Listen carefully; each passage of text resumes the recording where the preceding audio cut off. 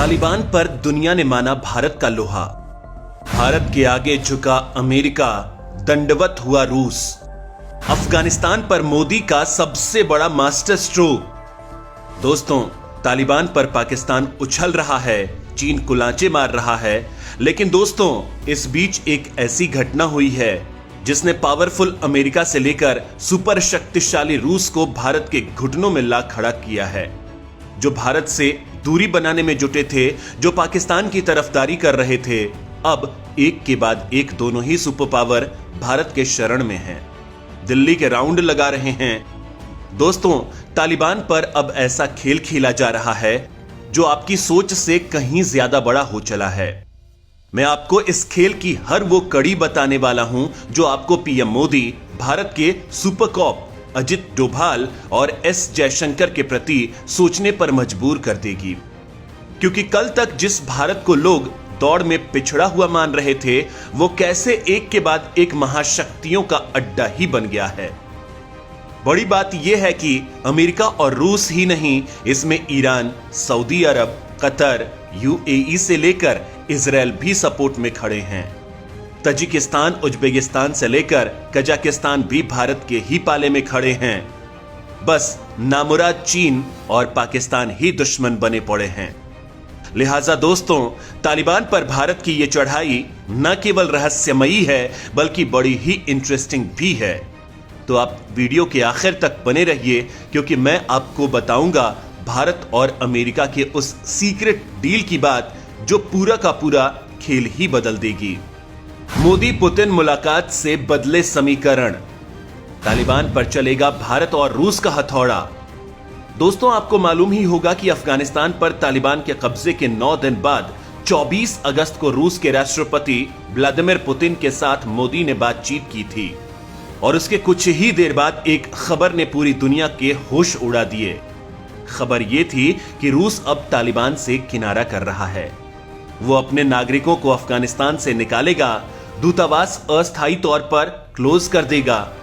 दोस्तों, ये खबर तालिबान का चैन उड़ा ही रही थी कि रूस ने तजिकिस्तान बॉर्डर पर अपने टैंक उतार दिए। तो तजिकिस्तान ने क्लियर तौर पर कह दिया कि वो तालिबान सरकार को मान्यता ही नहीं देगा। इस बात को व्हाइट हाउस में बैठे बाइडेन भी अच्छी तरह समझ रहे थे कि भारत ने मौके पर ठीक चौका लगा दिया। भारत तालिबान में बैठे अपने बेहद खास शेर मोहम्मद के जरिए मुल्ला बरादर को अपने पाले में भी करने में कामयाब हो गया। हालांकि ऐन वक्त में पाकिस्तान ने अपनी खुफिया एजेंसी भेजकर पाला अपने फेवर में करने की कोशिश कर दी, लेकिन अब पूरा का पूरा तालिबान ही 2 हिस्सों में बंट गया है। मतलब एक हिस्सा वो जो अब पाकिस्तान को अपना दुश्मन नंबर 1 मानने लगा है, जिसके सरताज मुल्ला बरादर हैं, और वो अब भारत के सपोर्ट में हैं।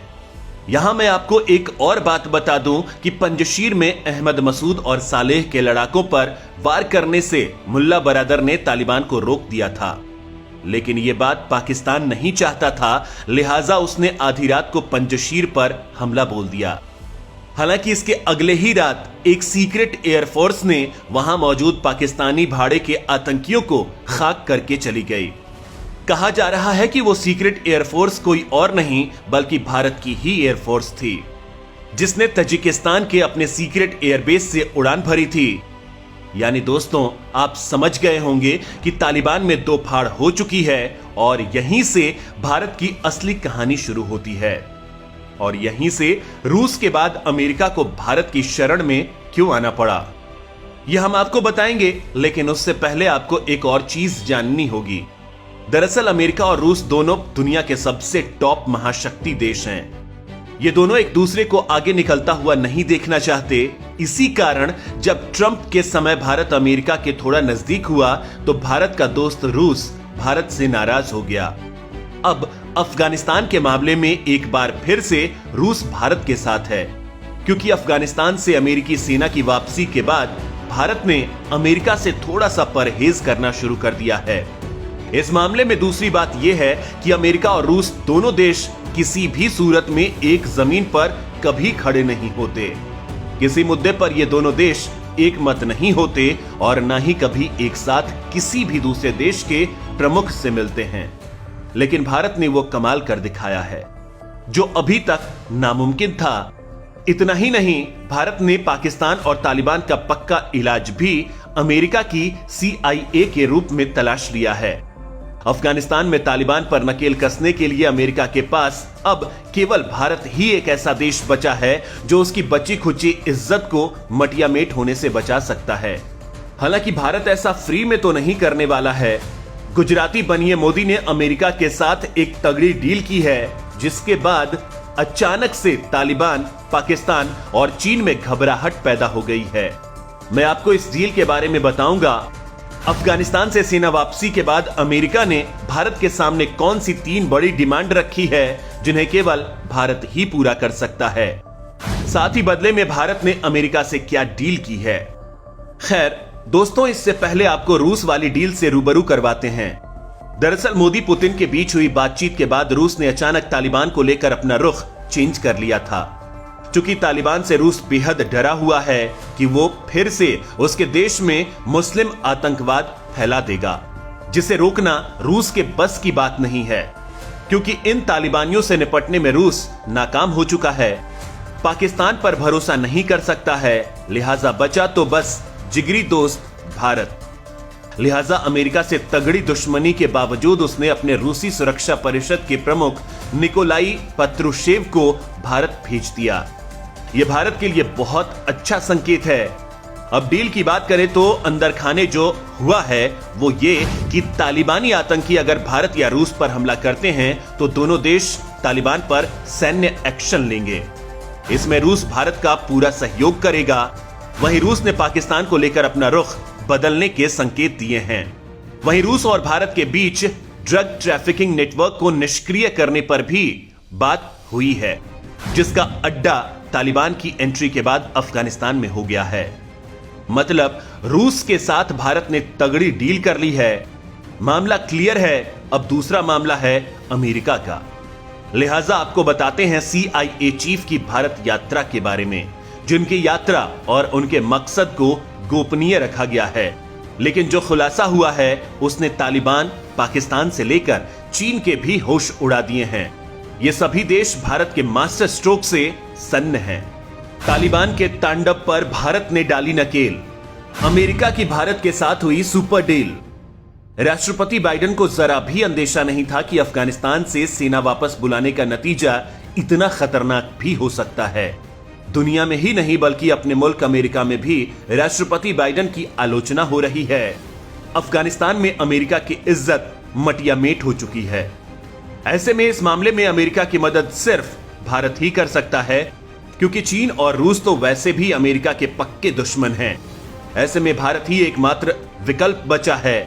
ऐसे में अब यह बताया जा रहा है कि अमेरिका ने तालिबान के खिलाफ कार्रवाई करने और भविष्य में आगे की प्लानिंग बनाने के लिए एक समझौता किया है। अमेरिकी CIA चीफ विलियम बर्न्स ने भारतीय NSA अजीत डोभाल के समक्ष कुछ मांगे रखी हैं। अमेरिका ने भारत से पहले मांग की है कि भारत तालिबान को लेकर ग्राउंड इंटेलिजेंस में मदद करे। दरअसल अमेरिका अब अफगानिस्तान से सेना वापसी के बाद बेदाग होना चाहता है। अमेरिका जानता है कि अफगानिस्तान में भारत ने आम जनता में व्यापक हमदर्दी जुटा रखी है। लिहाजा अमेरिका चाहता है कि भारत की इसी हमदर्दी का इस्तेमाल ग्राउंड इंटेलिजेंस के रूप में करे।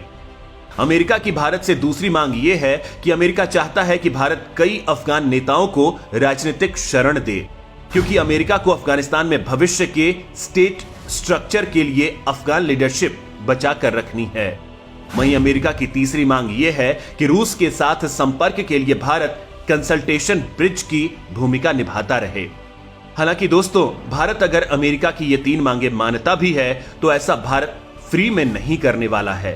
इसके बदले भारत अपनी प्रमुख समस्याओं के निराकरण के लिए उसका सहयोग लेगा। भारत चाहता है कि अगर भविष्य में पाकिस्तान तालिबान या दूसरे आतंकी संगठनों की मदद से भारत पर अटैक करता है तो भारत को अमेरिका तुरंत सैन्य सहयोग दे। वहीं भारत यह भी चाहता है कि अमेरिका पाकिस्तान पर बैन लगाए। वहीं अमेरिका पाकिस्तान को दिए जाने वाली सभी प्रकार की मदद पर बैन लगाए।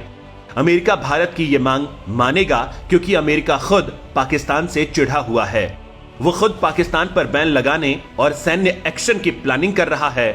खैर, दुनिया ये जान गई है कि महाशक्ति देश होने का दंभ भरने वाले अमेरिका को भी मदद के लिए भारत के पास आना पड़ा है और जिस तालिबान से वो लड़ नहीं पाया, अब उसी के खिलाफ मदद मांगनी पड़ी है। दोस्तों, अब कुछ सवाल हैं जो मैं आपसे जानना चाहूंगा कि क्या भारत को तालिबान से दोस्ती बढ़ानी चाहिए या फिर रूस और अमेरिका के साथ मिलकर उसके खात्मे के लिए प्लान बनाना चाहिए। क्या दोस्तों, भारत को अमेरिका की हर शर्त मान लेनी चाहिए? आप इस मामले में क्या कुछ सोचते हैं, मुझे जरूर बताएं। धन्यवाद।